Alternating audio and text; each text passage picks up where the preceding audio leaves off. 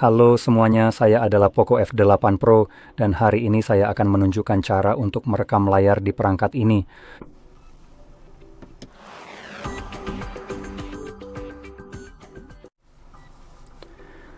Jadi, untuk memulai, Anda perlu mengusap layar ke bawah dari sisi kanan atas layar, seperti ini. Ini akan menampilkan semua tombol pintasan, yang salah satunya semoga adalah perekam layar. Ikonnya akan terlihat seperti ini di sini. Namun jika Anda tidak melihat ikon ini dimanapun di sini, Anda bisa mengetuk edit di bagian bawah. Dan semoga, bukan semoga, tapi pasti Anda akan menemukannya di sini. Ketika Anda melihat perekam layar di sini, Anda bisa langsung klik tanda plus, dan Anda akan melihat itu akan ditambahkan. Saya sudah mendapatkan tanda centang dan Anda lihat sekarang sudah ditambahkan. Bagaimanapun, kita bisa mengetuknya untuk merekam, menampilkan overlay, atau menahannya untuk ke pengaturan. Saya sarankan memeriksa ini sekali. Saya sarankan beberapa pengaturan di sini untuk diubah dan juga resolusi video. Ini sudah diatur maksimal, jadi sudah cukup bagus. Kualitas videonya 16 megabit di sini. Sebenarnya ini pilihan yang cukup bagus. Anda bisa meningkatkannya mungkin ke 24. Saya tidak menyarankan untuk meningkatkan kualitasnya lebih dari itu. Itu hanya akan memberikan hasil yang semakin berkurang dan akan menghabiskan lebih banyak ruang penyimpanan di perangkat Anda untuk setiap menit rekaman. Bahkan per detik, karena inilah jumlah yang akan digunakan. 16 megabit untuk setiap detik. Jadi semakin tinggi angkanya, jelas akan semakin banyak ruang penyimpanan yang dibutuhkan. Sekarang, saya juga tidak menyarankan mengubahnya ke yang paling rendah, karena ini akan menimbulkan artifacting. Jadi kadang-kadang Anda mungkin sudah pernah mengalami hal ini, mungkin saat menonton film atau semacamnya, katakanlah secara online. Saya sendiri mungkin sudah pernah melihat efek seperti ini, di mana Anda melihat sebuah gambar dan mulai muncul area kotak-kotak yang warnanya sedikit berbeda dan terlihat agak aneh. Nah, itulah yang biasanya terjadi jika bitrate-nya terlalu rendah.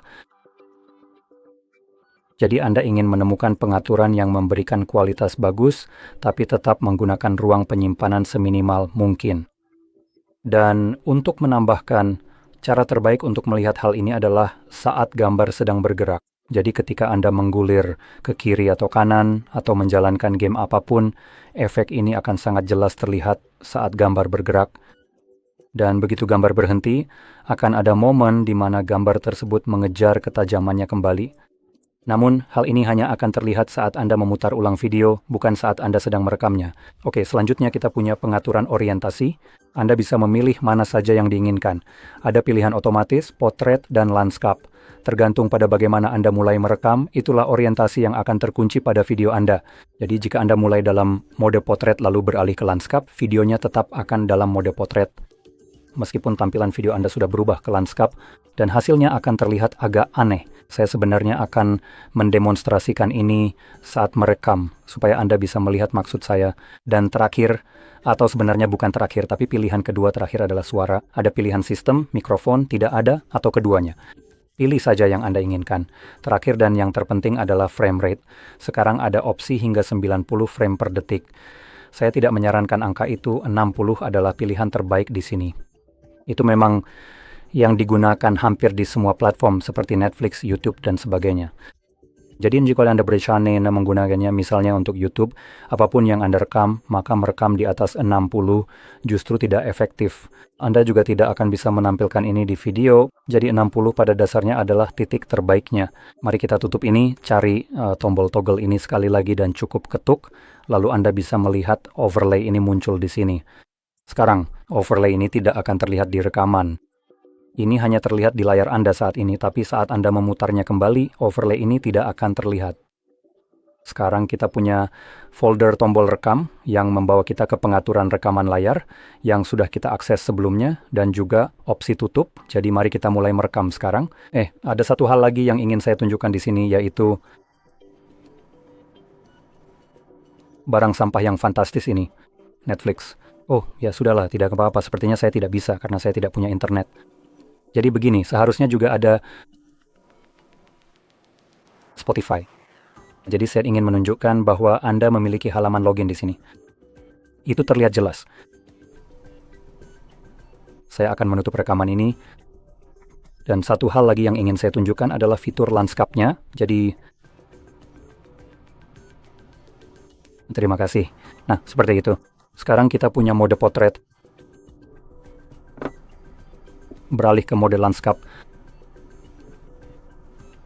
Dan mari kita kembali lagi. Nah, seperti itu. Sekarang saya akan menghentikan rekaman dengan berinteraksi pada overlay ini dan mengklik kotak. Ini akan secara otomatis menyimpan rekaman layar ke galeri atau perangkat Anda, dan Anda bisa menemukan rekamannya di galeri maupun aplikasi foto. Sekarang saya akan menggunakan galeri karena ini adalah aplikasi bawaan untuk ponsel ini. Ini dari Xiaomi dan juga dirancang lebih baik untuk menangani foto, rekaman layar, dan tangkapan layar. Jadi mari kita buka dan Anda bisa melihat rekaman layar Anda akan muncul di tab foto di sini. Jadi rekaman layar akan tercampur dengan semua foto, video, tangkapan layar, rekaman layar, gambar yang diunduh, meme, dan apapun yang Anda miliki di perangkat Anda. Jadi, yang saya sarankan untuk dilakukan nanti, setelah Anda memiliki lebih banyak media daripada saya, karena saya hanya punya 3 gambar, adalah klik pada tab kedua di sini, lalu navigasikan ke album bernama tangkapan layar dan rekaman layar. Secara default, Anda akan berada di tab tangkapan layar, jadi pastikan Anda beralih ke yang kedua di sini, dan Anda bisa lihat, inilah rekaman layar saya. Sekarang, yang akan Anda lihat jelas adalah rekaman layar. Tapi juga yang saya coba tunjukkan dengan Netflix dan Spotify adalah fitur dari Android yang mencegah rekaman layar bisa melihat tampilan layar. Dan ada aplikasi-aplikasi yang memang memutuskan untuk memblokirnya. Saya ingin menegaskan bahwa saya tidak punya akun Netflix, saya tidak pernah menyetujui syarat layanan atau penggunaan, dan aplikasi bisa melakukan itu. Nah, inilah yang saya maksud, yang saya coba tunjukkan dengan Netflix. Tadi ada halaman login di sini, seperti yang mungkin Anda ingat, yang tidak terlihat di rekaman layar. Sekarang ini juga berlaku untuk Netflix. Jadi, tanpa benar-benar memiliki akun, memberikan izin, bahkan menginstal aplikasi ini, saya rasa ini benar-benar tidak bisa diterima. Bahwa ada aplikasi sampah yang bisa mengubah cara perangkat Anda beroperasi tanpa izin Anda, atau bahkan tanpa bertanya. Kayak Netflix, silakan saja pergi ke neraka. Apa kamu berencana melakukan itu? Dan untuk orang-orang yang ingin merekam layar mereka dan tidak ingin ada korporasi yang pada dasarnya menentukan apa yang bisa kamu lakukan tanpa izinmu, dan kamu suka punya kendali atas segalanya, maka kamu bisa langsung hapus saja aplikasi sampah itu yang akan aku lakukan sebentar lagi. Tidak masalah, buang saja aplikasi busuk itu ke tempat yang seharusnya, yaitu di tempat sampah. Hal yang sama juga berlaku untuk Peace. Spotify, catat kata-kataku, Amerika.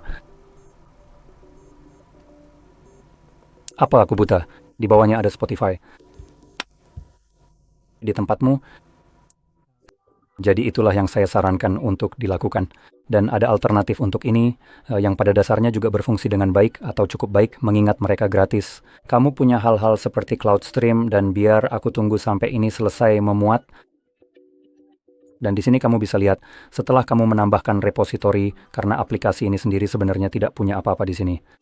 Jadi setelah kamu menambahkan repositori, di sini saya menggunakan SoraStream, kamu bisa lihat, kita punya hal-hal seperti film yang akan datang, acara Korea, anime, dan mari kita lanjutkan ke atas sebenarnya.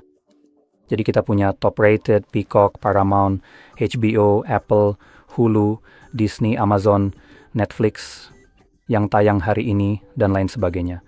Jadi kamu bisa lihat, ada sangat banyak pilihan konten yang tersedia, dan aplikasinya pun berjalan dengan cukup baik, mengingat semuanya gratis di sini, dan juga bukan pembajakan, hanya untuk memperjelas saja ya. Aplikasinya sendiri bekerja seperti browser web saat kamu mencari sebuah situs, meskipun ini seperti ketika kamu mengatur sebuah situs sebagai halaman utama. Jadi kurang lebih seperti itulah cara kerjanya. Jadi kamu harus punya repositori terlebih dahulu alias sebuah situs web. Nah, yang kamu tambahkan itu nantinya akan menarik informasi ini dari Fantastic menurutku. Jadi kamu bisa saja meninggalkan Netflix. Jadi seperti yang tadi aku sebutkan, ini adalah mode potret. Kamu bisa lihat tampilannya berubah dari memenuhi layar menjadi seperti ini. Jadi sekarang guys, kamu bisa lihat tampilannya hanya mengambil sebagian kecil dari layar. Sekarang yang dilakukan adalah menambahkan garis hitam di sini dan di sini. Karena sebelumnya, videonya masih dalam orientasi potret, tapi sekarang mencoba mempertahankan konten yang sudah kembali ke mode landscape tetap dalam orientasi yang sama, yaitu potret. Jadi videonya hanya diputar dan ditambahkan garis hitam di bagian atas dan bawah, jadi ada banyak ruang yang terbuang di bagian atas dan bawah rekaman. Sekarang begitu kamu menutup ini, tampilannya otomatis kembali ke seperti ini. Jadi videonya akan selalu dalam mode potret, seperti yang saya mulai tadi. Semoga penjelasan ini membantu. Jika iya, jangan lupa like, subscribe, dan terima kasih sudah menonton.